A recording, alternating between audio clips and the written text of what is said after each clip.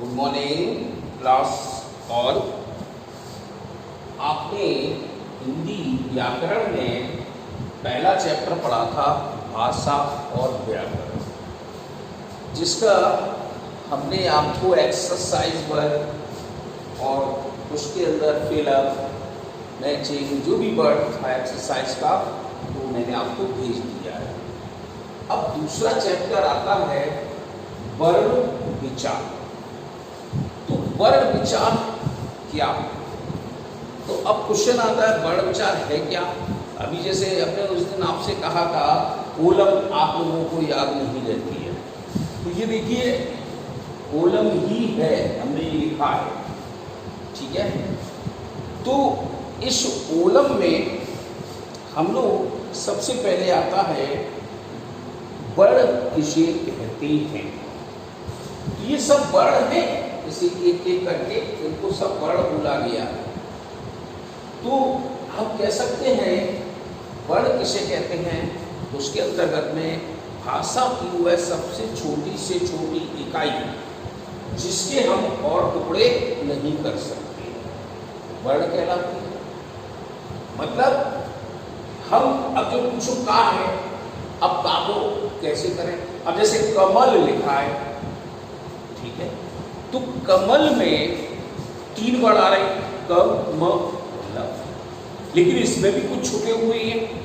जैसे क तो आ की आवाज आ रही है, क प्लस आ, तो ये का एक छोटा वर्ण। तो मतलब यह बोला गया है कि भाषा की वह सबसे छोटी से छोटी इकाई जिसके और टुकड़े नहीं कर सकते हैं वर्ण कहलाते हैं। अब हमारे पास आ गया कि वर्णमाला में कितने वर्ण होते हैं। मैं तो कह रहा हूं 49 वर्ण होते हैं।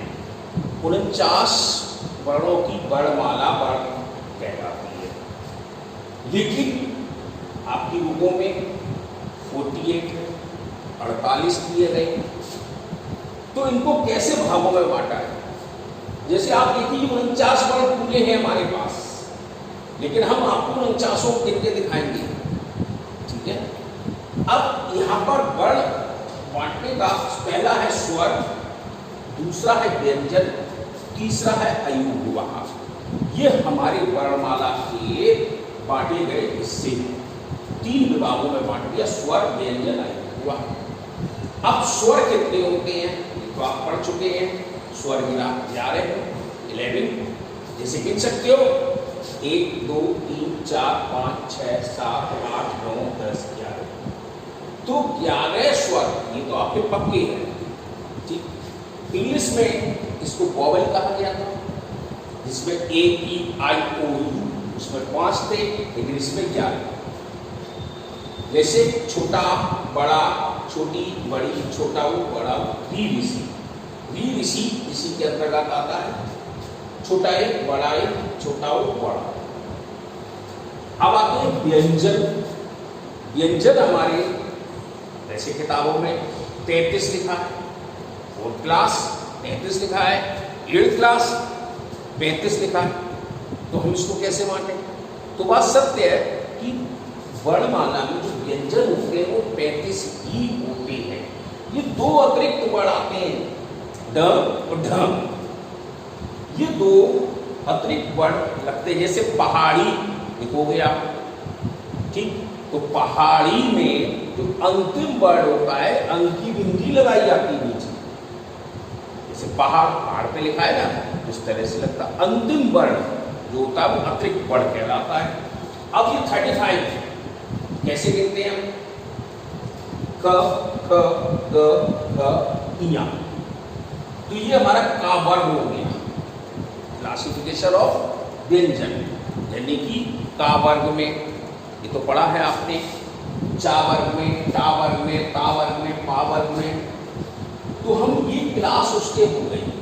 अब एक का वर्ग, तो का वर्ग में ये का की लाइन आएगी, चा वर्ग चा की लाइन आएगी, टा वर्ग में टा की लाइन आएगी। तो ये वर्ड आपको याद रखने हैं। लेकिन यहाँ पर हम लोगों ने पढ़ा था कोलम में हा के बाद 6 क्षत्रिय त्रा त्रिशूल ज्ञानी।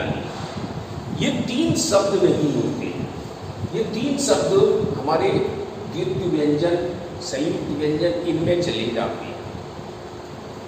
तो अब जैसे क ख ग घ ञ, च छ ज झ ञ, ट ठ ड ढ ण, ता थ ग घ न, प फ ब भ म, य र ल व श, श श व। ये 33 थे।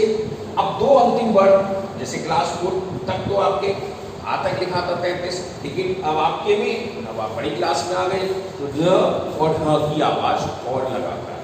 इनको हम अतिरिक्त व्यंजन के रूप में डालते हैं।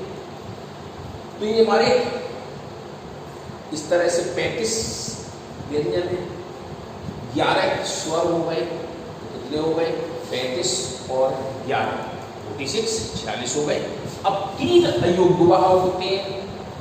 अयोगवा में अनुस्वार, अनुनासिक और विसर्ग, ये चीज पढ़ते हैं। जैसे छोटे अंक से अंगूर पढ़ा था आपने, पहले पढ़ते थे, और बड़ा खाली, तो वो चीज इसमें आता है अनुस्वार में, अनुनासिक में और विसर्ग।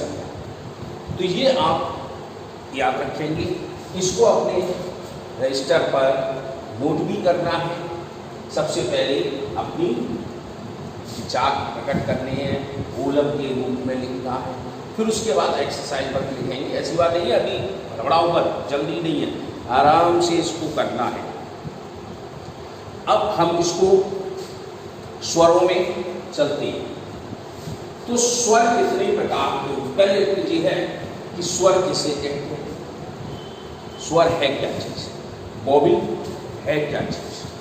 तो हम देखते हैं इसकी डेफिनेशन में, जिन वर्णों का उच्चारण बिना किसी रुकावट के या बिना किसी वर्ण की सहायता लिए बिना बोलते हैं, उनको हम स्वर कहते हैं। अब ये 3 प्रकार के होते हैं, ये आपने पढ़ा होगा। हर्ष स्वर, दीर्घ स्वर और प्लुत स्वर। अब इसमें प्लुत शब्द नहीं आया। प्लुत में जैसे ओम होता था। दीर्घ और हर्ष आपको दिख रहे हैं। हर्ष इसमें 4 है, तो हर्ष 4 कौन से? छोटा, छोटी ई, छोटा ऊ, ठीक है, और दीर्घ। ये 4 हमारे हर्ष स्वर बोले जाते हैं। हर्ष स्वर का मतलब है कि इनको बोलने में थोड़ा कम समय लगता है, लेकिन दीर्घ स्वर में क्या होता है? दीर्घ स्वर में हर्ष स्वर से बोलने में दुगुना समय लगेगा। जैसे आ, इसको पढ़ो अब, तो इसको पढ़ दोगे आ, तो टाइम ज्यादा लगा। तो ये हमारे दीर्घ स्वर में बड़ा, बड़ी ई, बड़ा ऊ, छोटा ए, बड़ा ए, छोटा ऊ, बड़ा ऊ, ये 7 होते हैं। तो 4 हमारे कौन से स्वर हो गए? हर्ष स्वर, और 7 हमारे दीर्घ स्वर। एक प्लुत स्वर नहीं है इसमें, इसे ओम बोला गया है। आप ये आवाजें संस्कृत में भी देखते हो कि ऐसे हम रा बना देते हैं, तो ये मतलब है आपकी आवाज को लेकर आता है, ठीक है। अब आते हैं व्यंजन में। व्यंजन किसे कहते हैं? व्यंजन की डेफिनेशन क्या है? अब हम व्यंजन को पढ़ते हैं तो जिन वर्णों का उच्चारण हमें स्वर की सहायता से, यानी जिन वर्णों का उच्चारण हमें स्वर की सहायता से होता है, उन्हें व्यंजन कहते हैं। अब जैसे इसको एक शब्द पढ़ लिया, क पढ़ा, आपकी आवाज होगी इसके लिए भी। कोई सा शब्द पढ़ लो, ज आपकी आवाज आ रही है, झ आपकी आवाज आएगी, तो मतलब इनमें स्वरों की सहायता लेनी पड़ती है। अब अगर 3 हमारे, हाँ अभी व्यंजन भी कितने प्रकार के होते हैं, ये भी तो व्यंजन पूछे जाएंगे। तो हम व्यंजन को 3 प्रकार के भागों में बांटते हैं। स्पर्श व्यंजन, अंतस्थ व्यंजन और ऊष्म व्यंजन। 3 प्रकार के होते हैं, स्पर्श, अंतस्थ और ऊष्म व्यंजन। अब आते हैं हमारे अयुग्वा की बारी। तो अयुग्वा में क्या होता है?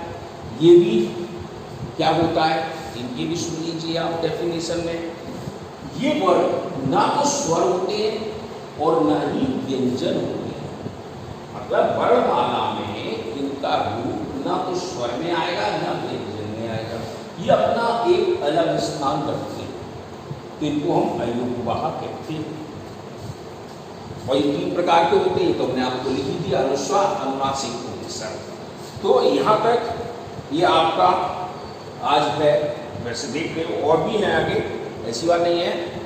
तो हम पहले तो आप इन तीनों को पढ़िए, किताब में देखिएगा, किताब में मिलेंगे आपको हर एक, ठीक। और इस किताब से देखते हुए आप इनको पढ़ के याद करें। लेकिन जो मैंने आपको फिर से बता दे रहा हूँ, कोलम शब्द जो होता है, वर्णमाला जो होती है, ये आप अपना पूरा वर्ण को याद रखेंगे।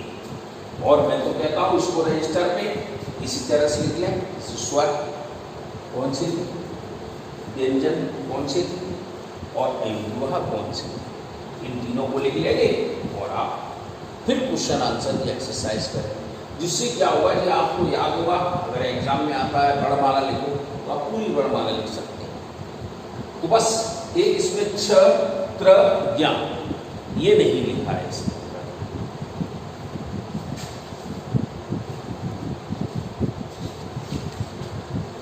तो हमने क्या जाना, हमने जाना कि हमारी स्वर, व्यंजन, अयोगवाह में क्या क्या है।